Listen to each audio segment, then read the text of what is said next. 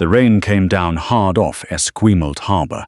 On the evening, Gideon Sharpe ran through the sliding doors of Harbourview Veterinary and Surgical Centre with a 78-pound Belgian Malinois draped across both arms.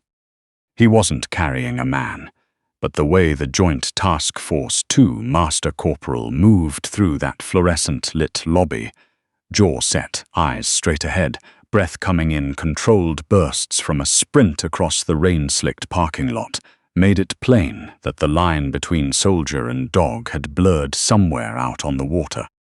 Havoc was a decorated Canadian Forces military working dog, a veteran of 3 operational deployments with JTF2, the country's most elite special operations unit.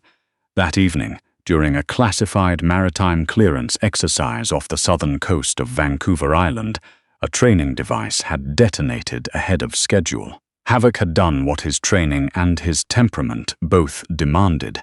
He moved toward the threat instead of away from it.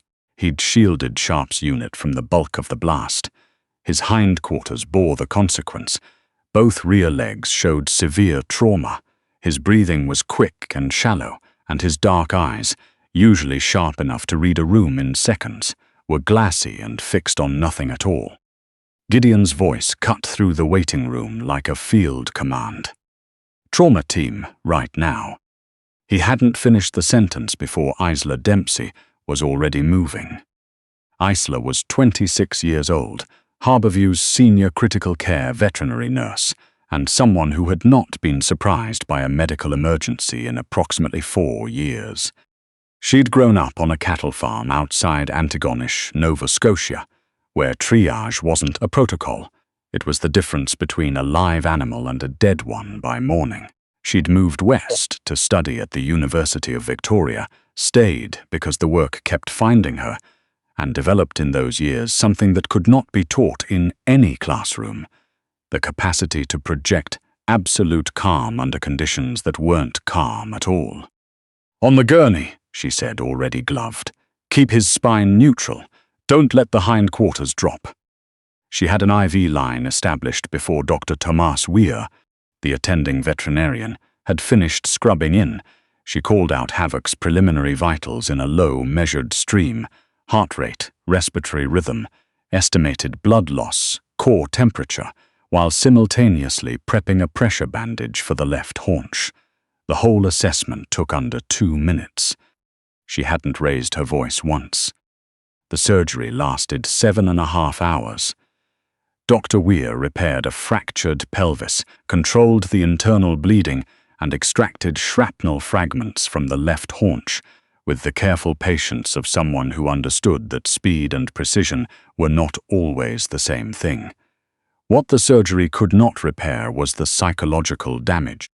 Military working dogs are not pets. They are high-drive, hypervigilant animals, trained to operate under conditions that would overwhelm most people. Havoc had spent 4 years learning to read threat environments in milliseconds, to function under deafening noise and physical chaos, to remain operative when everything around him was disintegrating. Stripped of his physical capability, confined to a steel kennel, surrounded by strangers and unfamiliar smells, the deterioration began almost immediately. It is not metaphor when veterinary trauma specialists say that a dog like Havoc can will itself to die. The same syndrome that collapses the human heart under unbearable grief presents in working dogs as a rapid and sometimes fatal cardiac event. The technical term is takotsubo. The animal world has a simpler name for it: broken heart syndrome. For the first 4 days after surgery, Havoc balanced precisely on that edge. He refused food, he refused water from anyone but Isla. He snarled at every technician who approached his kennel, teeth bared, not from aggression but from pure animal terror. A soldier who had lost the use of his legs, lying alone in a cage he couldn't interpret as safe, surrounded by sounds and smells that meant nothing to him. The snarling kept the strangers back. The snarling was the only control he had left, except when Isla was there. She didn't approach him the way most people approached a frightened dog: tentative, high-voiced, projecting nervous energy like a frequency he could feel before he could see her. She moved the way his handler moved, deliberately, quietly, with the particular confidence of someone who had nothing to prove. After her shift ended, she would pull a chair to within 2 meters of his kennel and sit on the cold concrete floor, reading his clinical charts aloud in a low, steady murmur, not because he understood the words, but because her voice had a cadence he'd catalogued over the previous nights, and catalogued again as safe. She hand-fed him high-calorie recovery paste from a spoon when he refused his bowl. She let him press his nose against the kennel bars and smell her wrist before she attempted anything else. She was the only person he allowed near his surgical dressings without a fight. Gideon spent every approved visiting hour in the corridor outside the ICU, watching through the reinforced glass. He'd worked alongside combat medics in more countries than he was permitted to name. He recognized exactly what Isla was doing, not technically, but in its essential architecture. She was giving Havoc the one thing his training couldn't provide, proof that the world on the other side of the pain was still safe. One evening, when the ward was quiet and the monitors had settled, he pressed the intercom button beside the glass. "He wouldn't have made it past Thursday night without you," Gideon said. His voice was rougher than he intended. 48 hours without proper sleep had stripped the professional distance he would normally have maintained. Isla looked up from Havoc's fluid drip. She didn't offer false comfort. "He's not clear yet." She met Gideon's eyes through the glass, "but he keeps deciding to stay."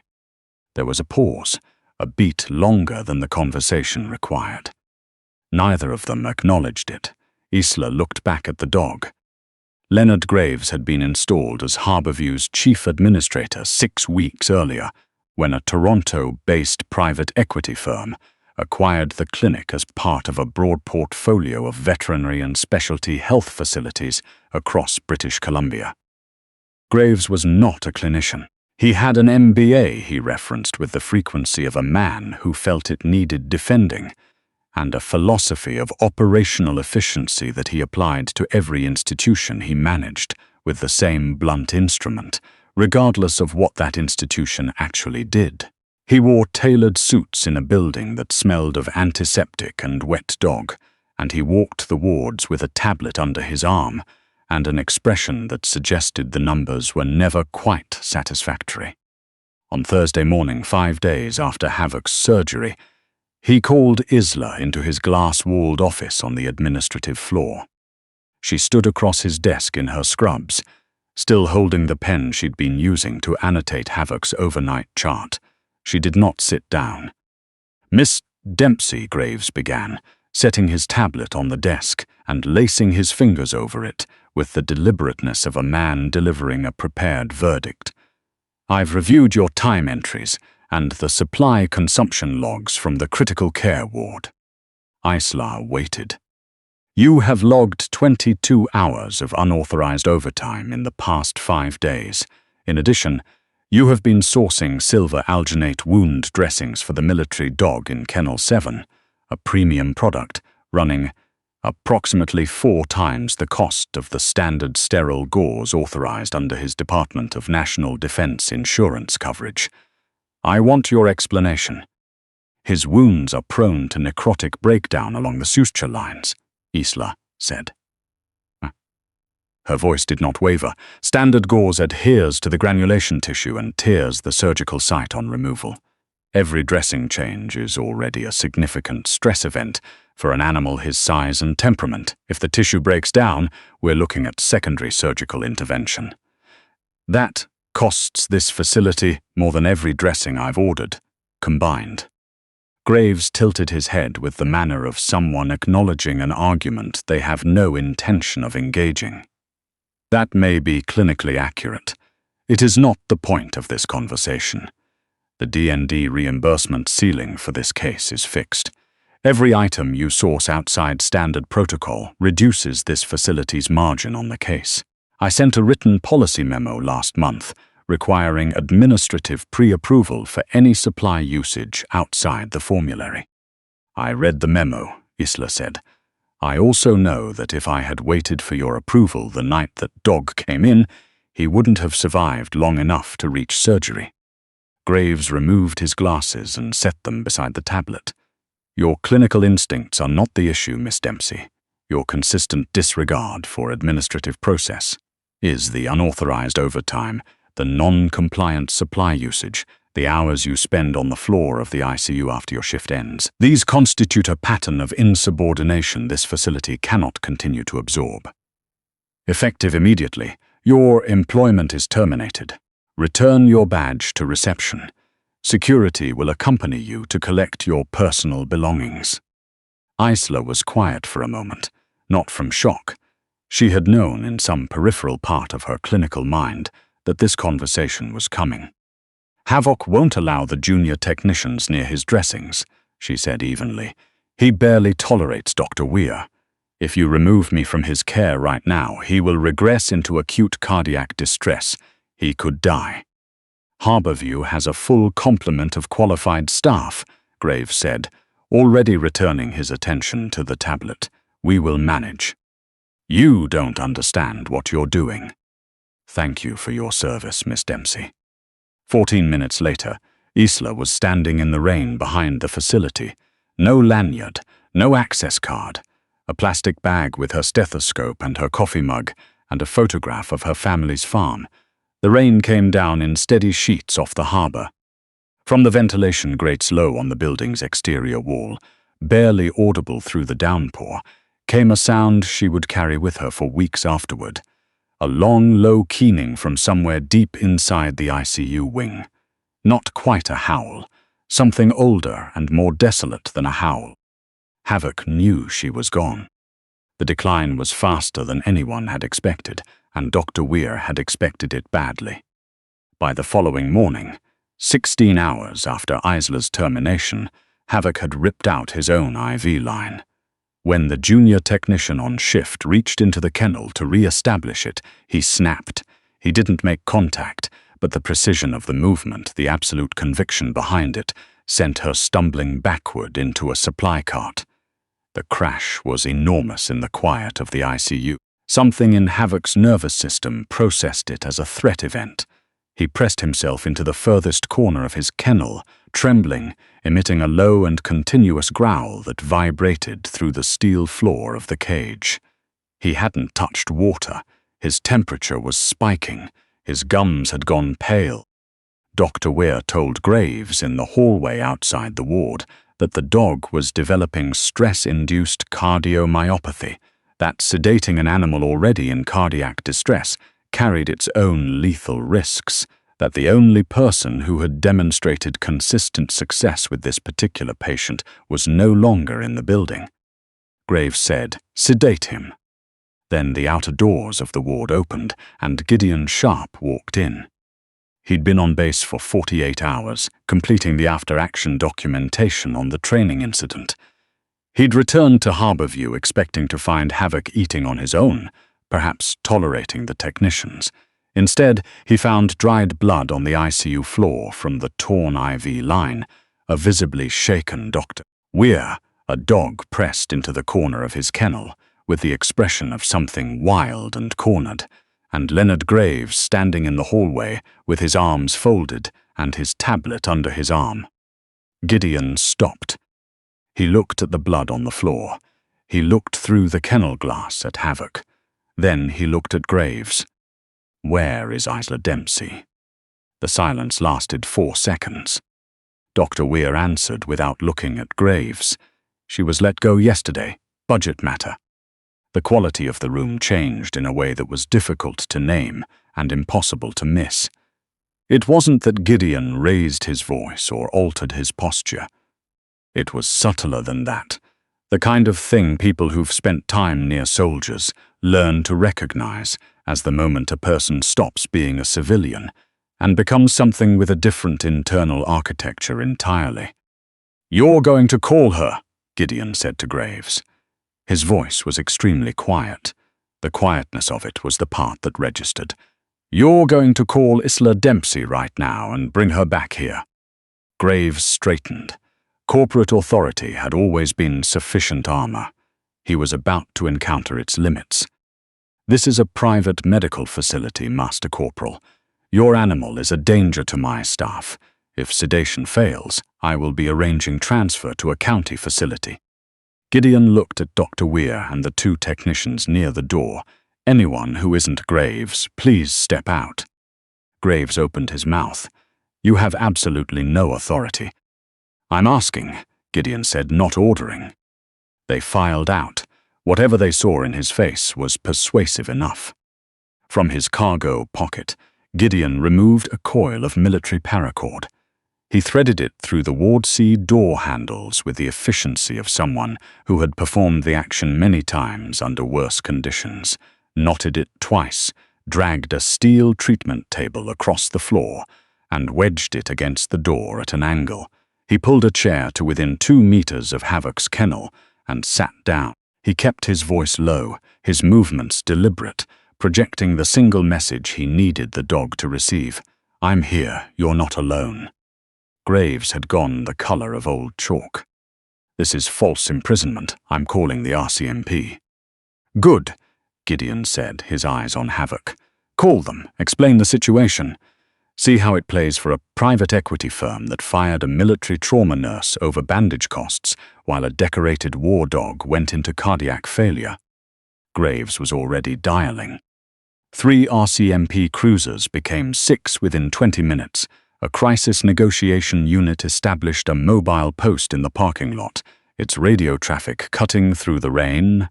Veteran motorcycle clubs and off-duty forces personnel who had seen the video. A Harborview technician had filmed the ward barricading and sent it to a local news affiliate, and it had traveled fast, began gathering at the perimeter with umbrellas and handmade signs. The private equity firm's national contact pages were overwhelmed by early evening. Staff Sergeant Yves Doiron of the RCMP Crisis Unit had served 2 tours as a Canadian Army infantryman before joining the force. When he looked through the Ward C glass and assessed the situation, JTF2 operator seated calmly beside a kennel, Belgian Malinois in visible distress, one administrator pressed against the far wall, clutching his phone. He did not reach for the breach protocol binder. He knocked on the glass instead. Master Corporal Sharpe. His voice through the intercom was unhurried. "I'm Staff Sergeant Doiron. Nobody here wants to breach that door. We know your record and we know Havoc's, but I need you to talk to me." "The resolution is simple," Gideon said. "Get Isla Dempsey here. She stabilizes the dog. I walk out on my own 2 feet. A pause. You can put the cuffs on if the paperwork needs it." Doran looked down at the background file that had just arrived from the Directorate of Military Working Dogs. 3 operational deployments, 2 commendations. 6 Canadian Forces personnel shielded from a lethal blast by 1 dog who ran toward the explosion instead of away from it. Doran was quiet for a moment, then he keyed his radio. "Stand down on approach. Nobody moves on those doors. Get me a contact number for a veterinary nurse named Isla Dempsey." In a glass tower in Toronto, the equity firm's CEO watched the live national feed with an expression suggesting someone had handed him a live grenade. The Department of National Defense had placed 3 of the firm's contracted medical service agreements under formal review in the past hour. 2 veterinary networks servicing Canadian Forces bases in Alberta and Ontario had gone abruptly quiet on renewal negotiations in a way that felt deliberate. He dialed Graves. Graves answered on the first ring, whispering, "I am effectively a hostage in my own facility." "Be quiet, Leonard." The CEO's voice was flat. "You fired a specialized military trauma nurse over the cost of some bandages while she was keeping a decorated war dog alive. And now we have a JTF2 operator barricaded in one of our wards, on every news channel to carry weight. The Premier's office called me 40 minutes ago. You are terminated effective immediately. Do not speak to the press. Do not speak to the RCMP on our behalf. Hand over your keys when you get out of that room." The line went dead. Graves stood in the corner of Ward C, holding a dark phone screen, his entire professional architecture compacted into 30 seconds of a call. Gideon had heard every word. He offered nothing.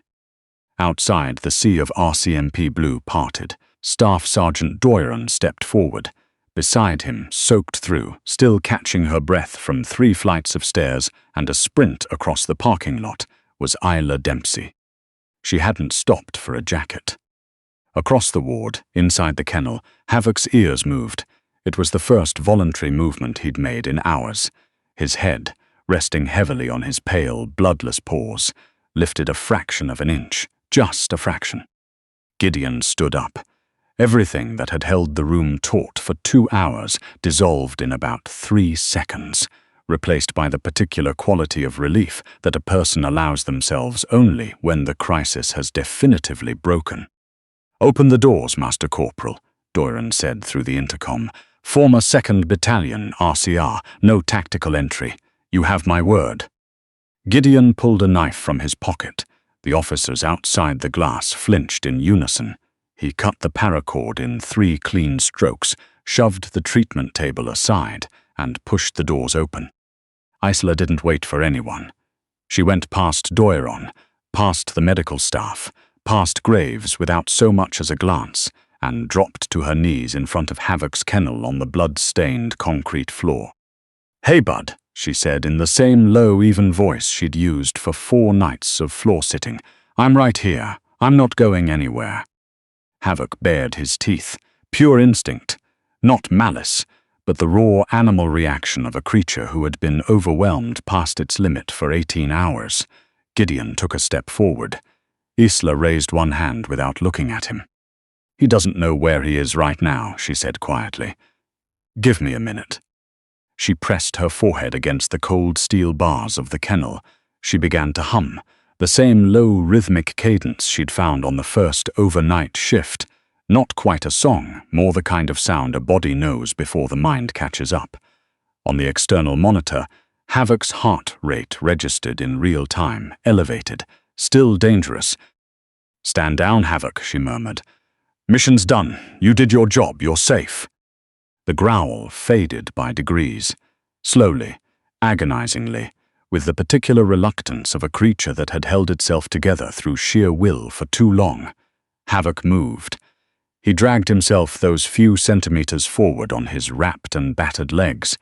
He pressed his nose against the steel bar, against the exact place where her forehead rested. Something in the room let go of its breath. "Open it," Isla said.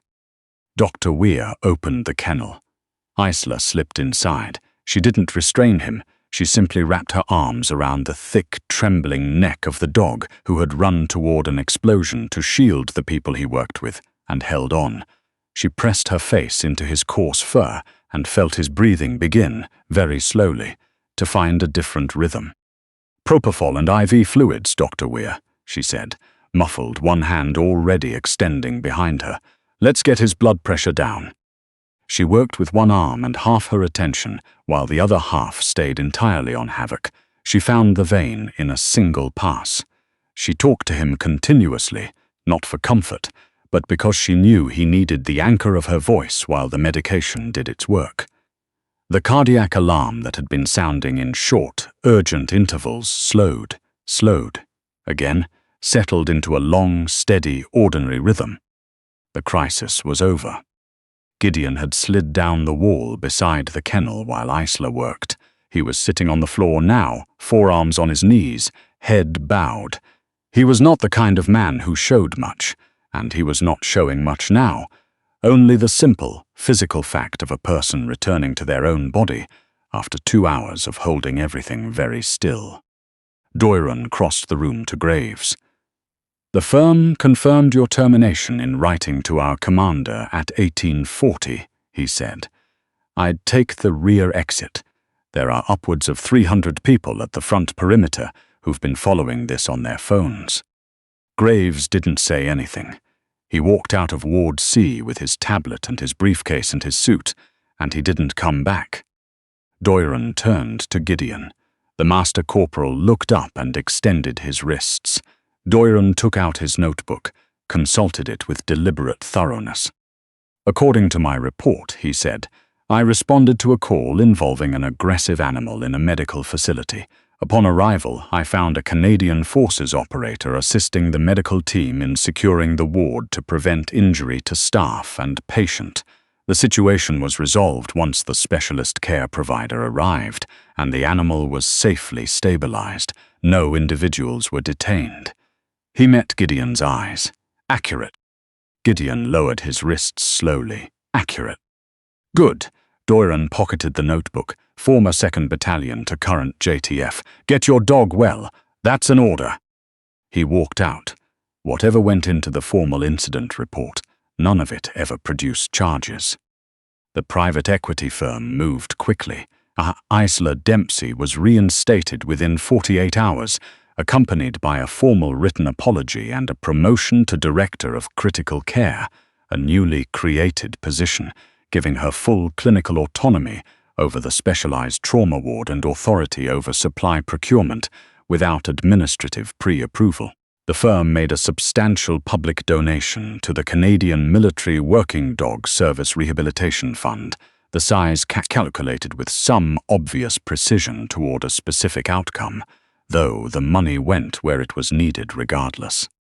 Havoc's recovery took 3.5 months. There were setbacks. An infection in late October, a difficult stretch in November when the pain response spiked and he stopped eating again, a night in early December that Isla spent on the kennel floor until 4 in the morning waiting for the monitors to level out. She was there for all of it. The premium dressings were there for every wound change, and slowly, with the particular stubbornness of an animal trained not to stop, Havoc came back.